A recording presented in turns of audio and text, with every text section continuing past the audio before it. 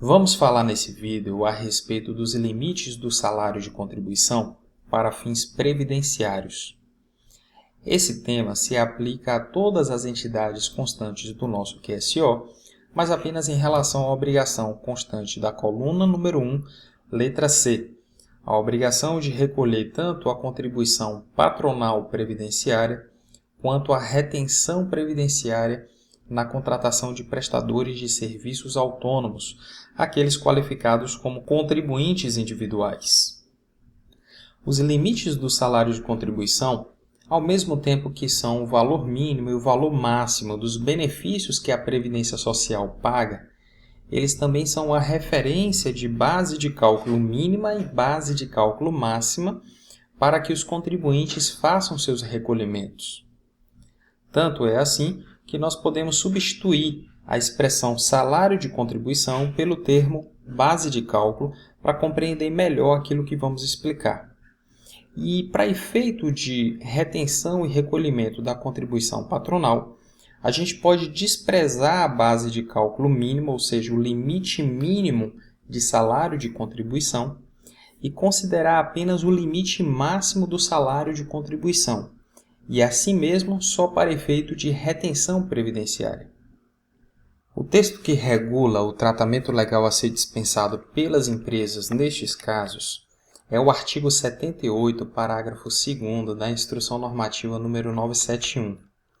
Mas ao invés de ler esse texto, que envolve aí uma grande complexidade, nós preferimos trazer dois exemplos que são mais elucidativos. E no primeiro exemplo, a gente vai imaginar que um determinado tomador de serviços tenha contratado uma contribuinte individual para prestar um serviço. Vamos chamar o tomador de empresa A e vamos dizer que a empresa A contratou uma contribuinte individual para realizar um serviço cuja remuneração seria de R$1.000. Por força daquilo que a legislação impõe, esta empresa A deve reter e recolher o equivalente a 11% da remuneração bruta a título de contribuição previdenciária da contribuinte individual, ou seja, R$110. Essa empresa A vai pagar um valor líquido à prestadora de R$890 e vai ter que recolher a contribuição patronal, que normalmente é de 20% do valor da remuneração bruta, exceção feita às instituições financeiras que recolhem 22,5%. Portanto, o INSS patronal, via de regra, aqui vai ser de R$200. Se no mesmo mês essa prestadora de serviço é contratada pela empresa B, a empresa B vai ter por obrigação observar o limite máximo do salário de contribuição, inclusive levando em conta a remuneração paga pela empresa A, desde que a contribuinte individual apresente um comprovante da ocorrência dessa operação anterior. Então, se na empresa B a remuneração pactuada for de R$4.000, a base de cálculo para a retenção vai ser apenas R$2.916,20, uma vez que a retenção não pode exceder aquele limite máximo de base de cálculo atualmente fixado em R$3.916,20. Por isso, a empresa B deve reter apenas 11% de R$2.916,20, que vai dar R$320,78, mas ela deve lembrar que para efeito de recolhimento do INSS patronal não existe teto. Portanto, ela deve recolher 20% dos R$4.000, que é a remuneração bruta, ou seja, R$800.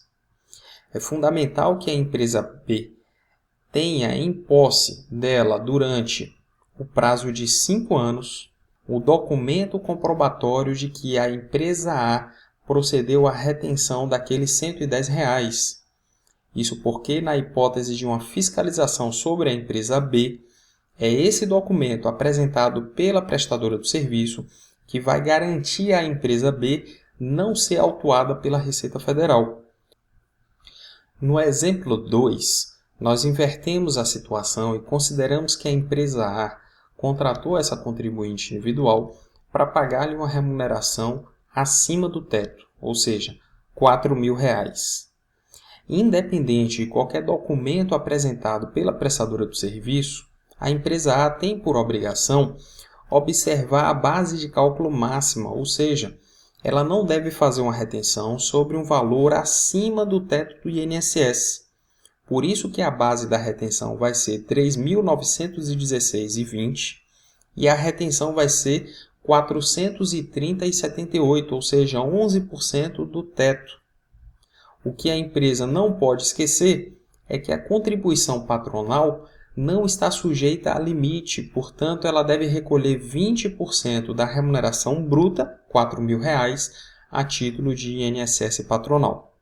Se no mesmo mês essa prestadora é contratada pela empresa B, a empresa B deve observar o limite máximo do salário de contribuição para fins de retenção da contribuição devida pela prestadora. E se a prestadora comprova que já foi tributada pelo teto, a empresa B remunerando essa prestadora com um valor de R$ 1.000, por exemplo, ela não vai fazer qualquer retenção, porque o valor limite, o teto do INSS, já foi observado na operação anterior. Portanto, o limite já tendo sido alcançado, a empresa B só precisa se munir do documento comprobatório de que essa contribuinte individual já foi tributada.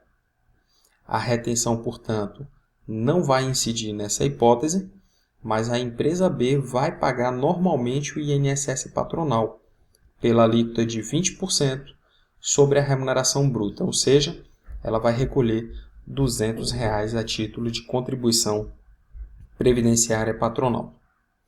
Recomendamos que você leia o nosso artigo postado com o título de Documentos admissíveis para dispensa de retenção de INSS de autônomos, para que você compreenda toda essa sistemática, a fundamentação legal e observe inclusive os modelos de documentos que nós disponibilizamos para utilização pelo contribuinte individual.